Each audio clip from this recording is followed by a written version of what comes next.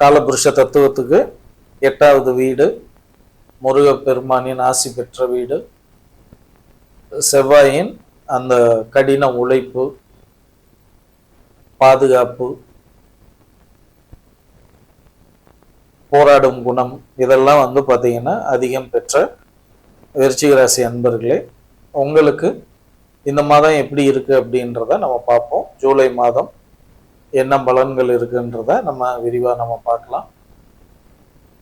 தமிழுக்கு பராபவ வருடம் ஆனி மாதம் 15ஆம் தேதி முதல் ஆடி மாதம் 17ஆம் தேதி வரை, ஆங்கில மாதம் ஜூலை 1 முதல் 31ஆம் தேதி வரை என்னென்ன பலன்கள் உங்களுக்கு காத்துட்டு இருக்குன்றத நம்ம பார்ப்போம். இந்த மாதம் கிரக பயிற்சிகள்னு பார்க்கும் பொழுது ஜூலை 16ஆம் தேதி கடகத்துக்கு மிதுன ராசியிலிருந்து கடக ராசிக்கு சூரியன் பயிற்சி ஆகிறார். அதே போல புத பகவான் பார்த்தீங்க அப்படின்னா கடகராசியில இருந்து சிம்மத்துக்கு பயிற்சியாகி திரும்ப வக்ரமாகி திரும்ப பார்த்தீங்கன்னா அவர் கடகராசிக்கே வர்றாரு. அதே போல சுக்கிர பகவான் கடகராசியிலிருந்து சிம்ம ராசிக்கு பயிற்சி ஆகிறார். இதுதான் இந்த மாதம் கிரக பயிற்சிகள். மற்ற கிரக நிலைகள்னு பார்க்கும் பொழுது செவ்வாய் பகவான் ரிஷபத்திலையும், சனி பகவான் மீனத்திலையும், குரு பகவான் கடகத்திலையும், ராகு கும்பத்திலையும், கேது பார்த்தீங்கன்னா சிம்மத்திலையும், சந்திரன் தனுசு ராசிலையும் இருக்கு. இந்த மாதம் பிறக்குது. சுக்கிரன் பார்த்தீங்கன்னா உங்களுக்கு சிம்ம ராசியில பார்த்தீங்கன்னா நீடிக்கிறாங்க. அப்ப இப்படிப்பட்ட ஒரு அமைப்புல உங்களுக்கு இந்த மாதம் எப்படி இருக்கு அப்படின்றத நம்ம பார்க்கலாம். ஃபர்ஸ்ட் பாத்தீங்க அப்படின்னா சூரியன் ஆரம்பத்துல உங்களுக்கு ரொம்ப பாத்தீங்கன்னா ஒரு மாதிரி செயல்பட முடியாத ஒரு மாதிரி தான் ஒரு நிலையை தர்றாரு. அதுக்கப்புறம் பாத்தீங்க அப்படின்னா உங்களுக்கு சின்ன சின்ன விஷயத்துக்கெல்லாம் பாத்தீங்கன்னா நீங்க பயப்படுறது மாதிரி, யோசிக்கிறது மாதிரி ஒரு சூழல் தான் இருக்கு. அதே போல செவ்வாய் பகவானும் பாத்தீங்கன்னா பயத்தை அதிகப்படுத்தக்கூடிய ஒரு அமைப்புல தான் இந்த மாதம் இருக்கு. ஏன்னா உங்களுக்கு 7ஆம் இடத்துல செவ்வாய் வரும் பொழுதும் வாழ்க்கை துணை விஷயத்திலையும் கொஞ்சம் கவனம், அவங்கள்ட்ட பேசுறது இதெல்லாம் ரொம்ப கவனமா வச்சுக்கணும். அதே போல அவங்களோட ட்ரெஸ்ஸிங் சென்ஸு, மற்ற அந்த அழகு சாதன பொருட்கள் மூலமாவெல்லாம் சின்ன சின்ன பிரச்சனைகள் வர்றதுக்கு வாய்ப்பு இருக்கு. கொஞ்சம் கவனம். அதே போல சந்திரனும் பார்த்தீங்கன்னா மாத ஆரம்பத்துல ஒரு விரயத்தை தரக்கூடிய ஒரு அமைப்புல தான் இருக்கிறாரு. அதே போல புதனை பொறுத்த மட்டும் பிரயாணங்கள் அதிகம் எதிர்பார்க்க முடியும். இடம் மாறலாம், வீடு மாறலாம், தொழில் செய்யக்கூடிய இடத்த பார்த்தீங்கன்னா மாற்றலாம். இதுக்கான சூழல்லாம் நிறைய இருக்கு.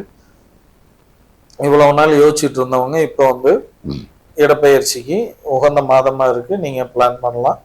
அதே போல குரு பகவான் பார்த்தீங்கன்னா உங்களுடைய ராசிக்கு பார்த்தீங்கன்னா 9ஆம் இடத்துல உச்சமா இருக்கக்கூடிய இந்த நேரம் நிறைய லாபங்களை நீங்க எதிர்பார்க்க முடியும்.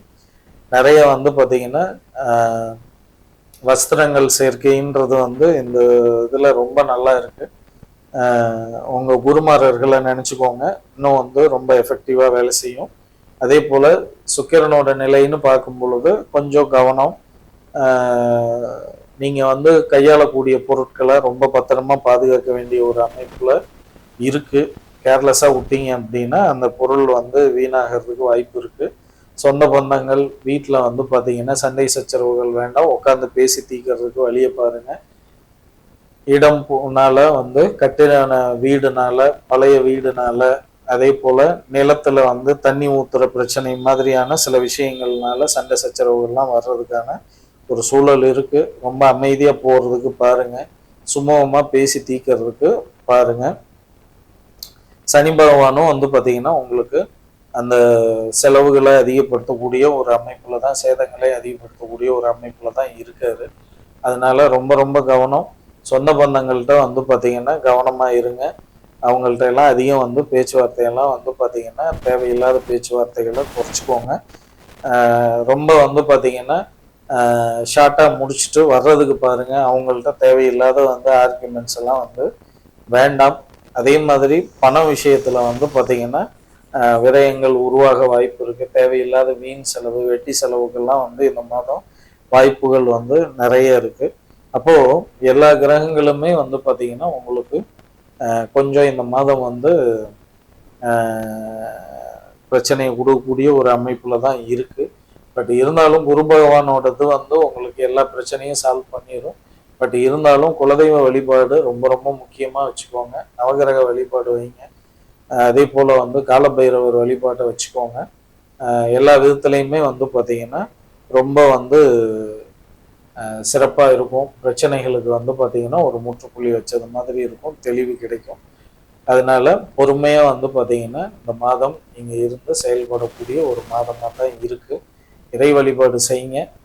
இந்த மாதம் உங்களுக்கு ரொம்ப நல்லா அமைய எல்லாம் உள்ள இறைவனை வேண்டி மீண்டும் அடுத்த ஒரு பதிவில் பார்ப்போம். நன்றி, வணக்கம்.